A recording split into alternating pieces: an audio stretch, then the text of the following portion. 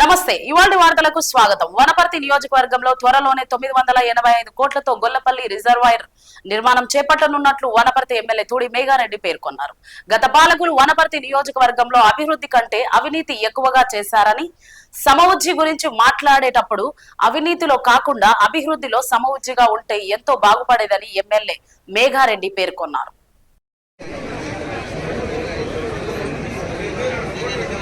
ఒకసారి అన్నకు కూడా స్వాగతం పలుకుదాం.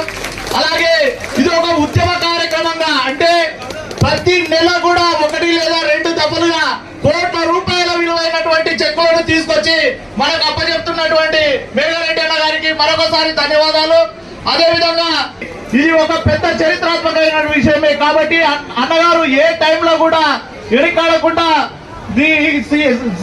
సీఎం రిలీఫ్ ఫండ్ చెక్స్ కానీ ఒక్కరికి కూడా ఆటంకం కలగకుండా ఇక్కడ ఒక కళ్యాణం చేసుకున్నటువంటి వేదిక మాది.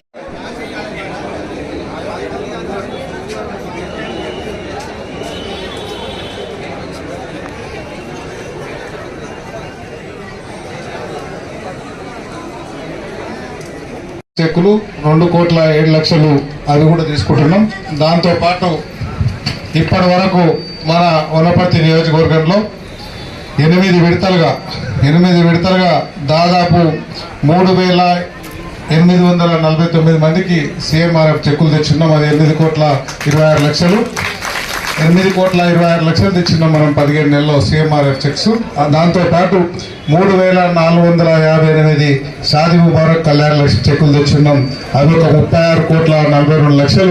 ఈ ఇన్ని స్కీమ్స్ మనకు అడిగినెమ్మడే, ఇంతకుముందు పెళ్ళయిన తర్వాత ఆక సంతకం పెట్టి అక్కడ పంపించి ఇక్కడ పంపించి ఎంఆర్ ఆఫీస్కి పంపించి బాగా లేట్ అవుతుండే. ఇప్పుడు మ్యాక్సిమం ఆర్డీఓ గారికి ఎంబడి తొందర 2 నెలలనే తీసుకొస్తున్నాం.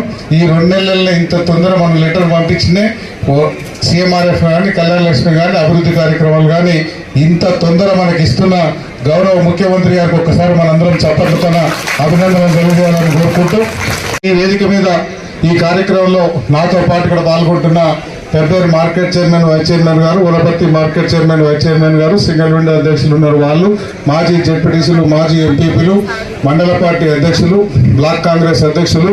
వనపర్తి కొంచెం లేట్ అయిందా, కొంతమంది కొన్ని విషయాలు మాట్లాడుకోవాలి. మనం వనపర్తి నియోజకవర్గానికి సంబంధించి గడిచిన ఎలక్షన్ల కంటే ముందు కొంతమంది పెద్ద మనుషులు, అంతకుముందున్న పెద్ద మనుషులు వాళ్ళకు ఏమై మాట్లాడిందో, వయసు మీనవాడు మాట్లాడారు, ఇంకేం మాట్లాడారు, ఇంకేమైందో తెలియదు కానీ కొంతమంది మాట్లాడారు. ఏం మాట్లాడారు? ఆ మంగంపల్లె ఆ ఎంపీటీసీ గెలిచినోడు, ఆ సర్పంచ్ గెలిచినోడు ఎమ్మెల్యేకి నాకు ఎట్లా సమూహం చేయదని మాట్లాడారు. అవునా?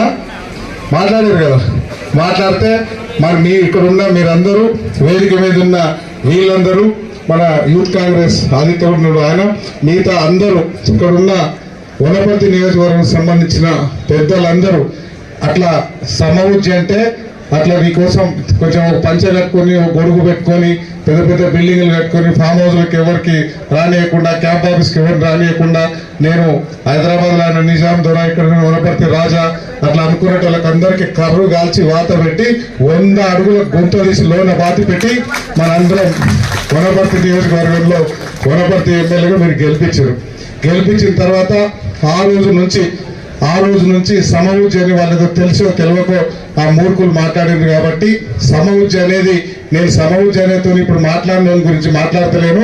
సమవుజ్జి అంటే అంతకుముందు కుప్పం తర్వాత డెవలప్ చేసిన వాళ్ళు, అంతకుముందు పులివెందుల తర్వాత డెవలప్ చేసిన వాళ్ళు, ఆ గజ్వేలు, ఆ సిరిసిల్ల, సిద్దిపేటతో పాటు ఇప్పుడు అవన్నీ పక్కన పెట్టి కొడంగల్తో పోటీ పడి సమవుజ్జి అంటే రేవంత్ రెడ్డి అన్న దగ్గర మన ముఖ్యమంత్రి, గౌరవ ముఖ్యమంత్రి గారు రేవంత్ రెడ్డి గారి కాన్స్టిట్యూన్సీ ఎంత డెవలప్ అవుతుందో, ఉప ముఖ్యమంత్రి మధుర ఎంత డెవలప్ అవుతుందో, వనపర్తి అంత డెవలప్ చేసి వనపర్తి ప్రజలకు సమవుజ్జి ఏందో చూపించడానికి నేను ఇన్ని రోజులు ఒక్క రోజు కూడా నా కాంట్రాక్ట్ బిజినెస్ అవన్నీ వదిలిపెట్టి వనపర్తి ప్రజలు నాకు ఇంత పెద్ద బరువు పెట్టింది. కాబట్టి వనపర్తి ప్రజలకు ఎక్కడ ఇబ్బంది లేకుండా ఏ ఫైల్ ఇచ్చినా, ఏ పేపర్ ఇచ్చినా, ఇక్కడ వనపర్తి ఆఫీస్లో ఒక 10 మంది ఉన్నారు, హైదరాబాద్ ఆఫీస్లో ఒక 7 మంది ఉన్నారు.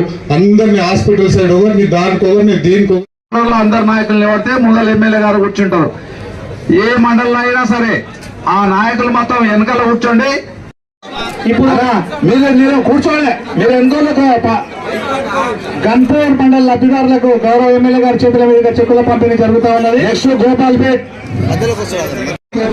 పత్రికా సోదరులందరూ